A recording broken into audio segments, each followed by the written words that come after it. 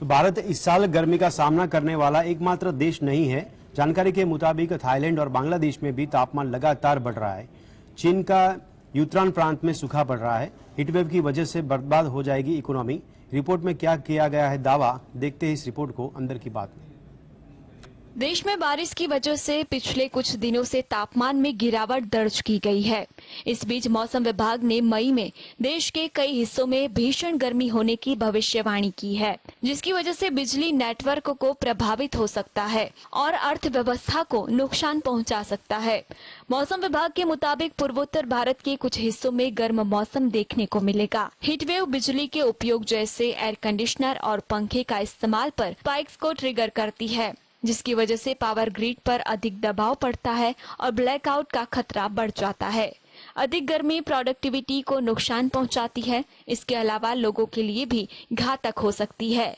भारत इस साल गर्मी का सामना करने वाला एकमात्र देश नहीं है। वहीं अन्य एक रिपोर्ट के मुताबिक एशिया के देशों को 2022 में रिकॉर्ड तोड़ गर्मी के बाद इस साल हीटवेव का सामना करना पड़ रहा है। इसके अलावा बिजनेस और ट्रेड्स अब अपने इन्वेस्ट डिसीजन में खराब मौसम को भी ध्यान में रख रहे हैं। Bureau report, GSTV। तो दिल्ली सरकार के श्रम विभाग की पॉलिसी के अनुसार कोई भी व्यक्ति एक दिन में 12 घंटे से ज्यादा काम नहीं करेगा और न ही लगातार 7 दिन ओवरटाइम करेगा। दिल्ली में ओवरटाइम काम करने का मिलेगा दोगुना पैसा। केजरीवाल सरकार ने दी प्रस्ताव को मंजूरी। क्या है मामला, किसको होगा फायदा, देखते हैं इस रिपोर्ट को अंदर की बात में। दिल्ली सरकार के श्रम विभाग ने एक बड़ा फैसला लिया है। अब दिल्ली में कर्मचारियों को ओवरटाइम करने का भी पैसा मिलेगा। श्रम विभाग ने इस प्रस्ताव को मंजूरी दी है। पॉलिसी के अनुसार एक दिन में 8 घंटे से ज्यादा काम करने या एक हफ्ते में 48 घंटे से ज्यादा काम करने को ओवर टाइम माना जाएगा। ऐसे में अगर कोई कर्मचारी ओवर टाइम करता है तो उसे न्यूनतम मजदूरी के आधार पर हर घंटे के हिसाब से दोगुना भुगतान मिल सकता है। प्रवासी कर्मचारी जहां भी कार्यरत होंगे, नियोक्ता उन्हें साल में एक बार यात्रा भत्ता देंगे। नियोक्ताओं को कर्मचारी के लिए कुछ राशि तय करनी होगी। दिल्ली में जितने भी कर्मचारी खतरनाक केमिकल संबंधित फैक्ट्रियों में काम कर रहे हैं, उनकी हर साल मेडिकल जांच कराई जाएगी। श्रम विभाग के इंस्पेक्टर समय समय पर कर्मचारियों की सुरक्षा के लिए फैक्ट्री का निरीक्षण करेंगे। नियोक्ता को किसी भी कंपनी पर कोई भी दुर्घटना होने पर 12 घंटे में घटना की जानकारी श्रम विभाग को देनी होगी। कर्मचारी की मृत्यु की घटना पर श्रम विभाग और प्रवासी कर्मचारी होने पर उसके राज्य के संबंधित विभाग को जानकारी देनी होगी। पॉलिसी के मुताबिक कोई भी व्यक्ति एक दिन में 12 घंटे से ज्यादा काम नहीं करेगा और न ही लगातार 7 दिन तक ओवरटाइम करेगा। वहीं एक हफ्ते में 7 घंटे से ज्यादा कार्य नहीं कर सकेगा। Bureau report, GSTV। ईरान की राजधानी खार्तूम समेत कई जगहों पर भीषण लड़ाई की खबरें से देश सुरक्षा स्थिति अस्थिर बन गई है।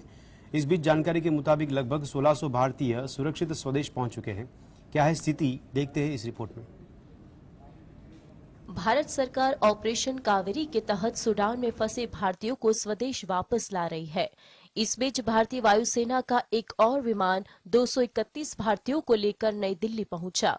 भारतीय वाहक इंडिगो ने सूडान में फंसे भारतीयों को लेकर जेदा से उड़ान भरी थी।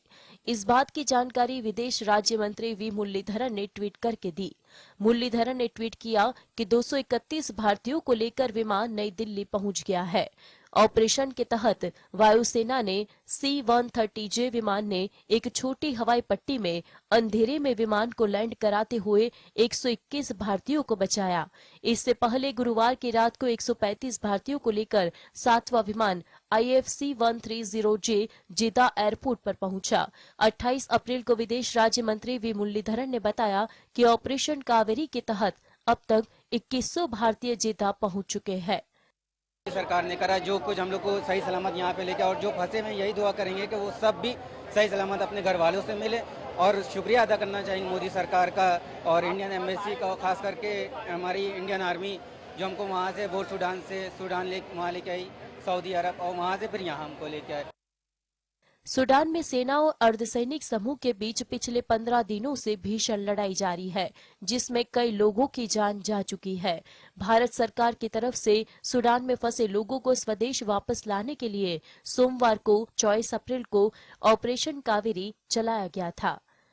Bureau report, GSTV।